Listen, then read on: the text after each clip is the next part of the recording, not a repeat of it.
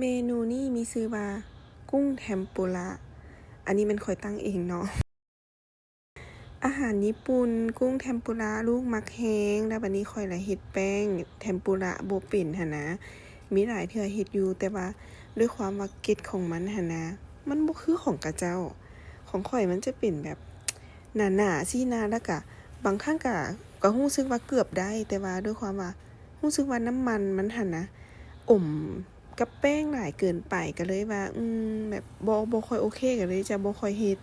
เพราะว่าแป้งมันอมน้ำมันหลายการกินแนวนั้นมันก็เสียต่อสุขภาพแล้วก็เจ้ากับเด็กน้อยอีกเนี่ยหันนะค่อยก็เลยว่าเอายอขาวนี่มาเฮ็ดแทนคือแป้งเทมปุระ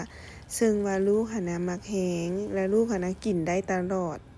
อยู่เวียดกับเจ้าก็เอาแป้งนี่เฮ็ดเนาะค่อยก็ไปเห็นคลิปกับเจ้าเฮ็ดตัวค่อยเองนะค่อยก็มักกินได้ค่อยเห็นมันแซ่บดีนะมันก็บ่ถึงขั้นว่าอมน้ำมันหลายเกินไปคือเมนูเทมปุระนะมันจะมันแบบอมน้ำมันหลายบ่ค่อยคิดว่าได้แต่ตัวนี้หั่นนะมันมีความกรอบคล้ายๆคือเทมปุระนั่นแหละthử xem chấp mà trứng đầy luôn ngon không